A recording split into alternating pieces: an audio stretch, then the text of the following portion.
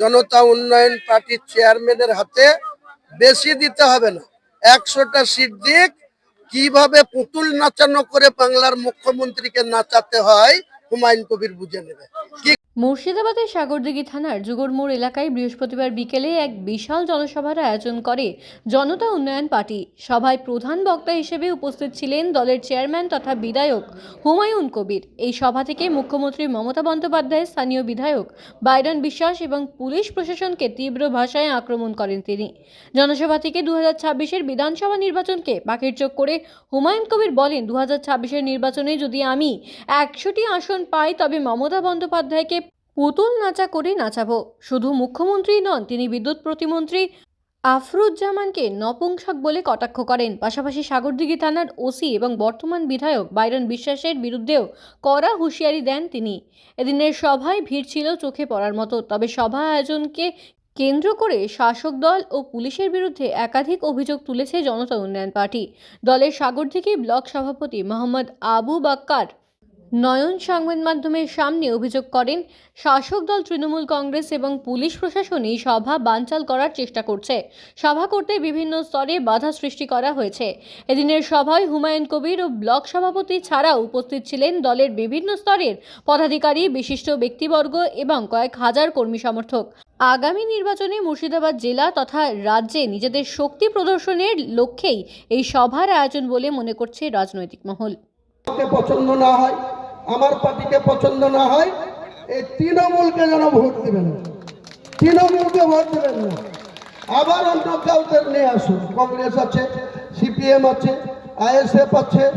আগামী দিনে আমরা চেষ্টা করছি। কালকেই সিপিএম এর নেতা সেলিম সাহেবের সাথে আমার 1 ঘন্টা মিটিং হয়েছে কলকাতায়।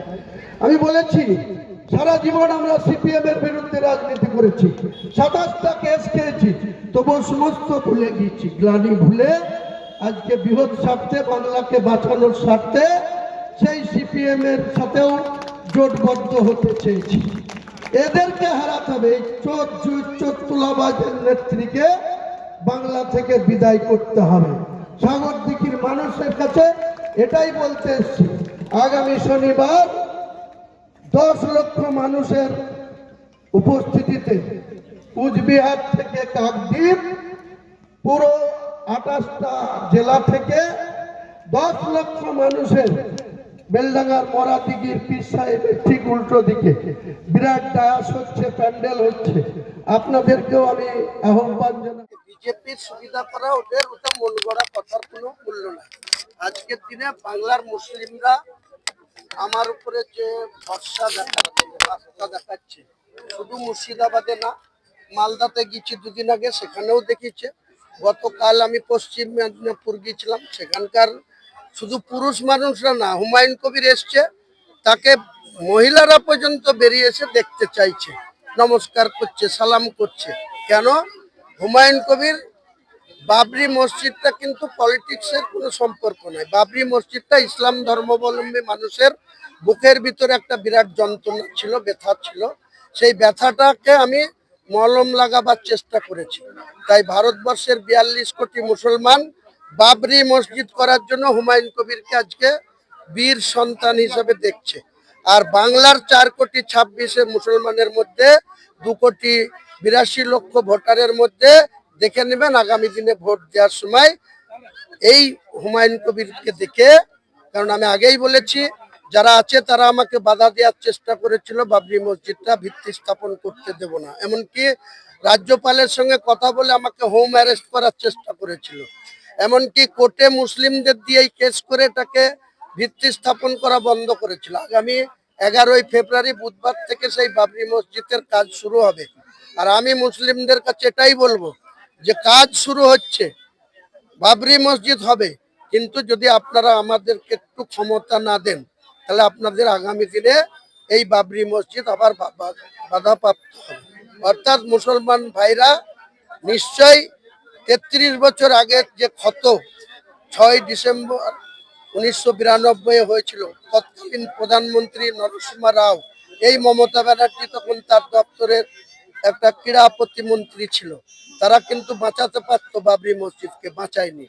3% হিন্দু, উগ্র হিন্দু, তারা বাবরি মসজিদকে ভেঙেছিল।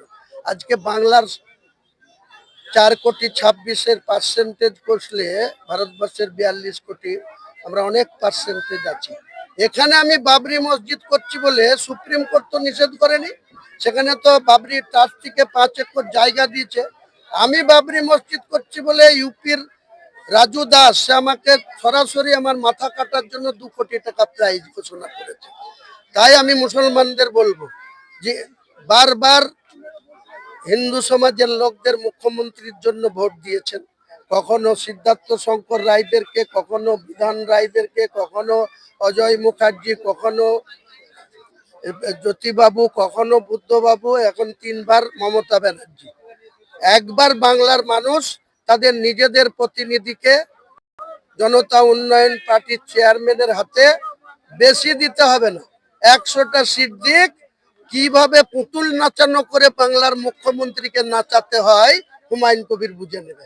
কি করে এইসব ওসিরা মুসলমানদের দিয়ে কেস করা মিথ্যা মামলায়, তারপরে টাকা নিয়ে চার্জশিটে নাম বাদ দেয়া, কোর্টে যান, উকিলদের কাছে যান, কত মুসলিম আছে, জেলে যান, কত মুসলিম আছে।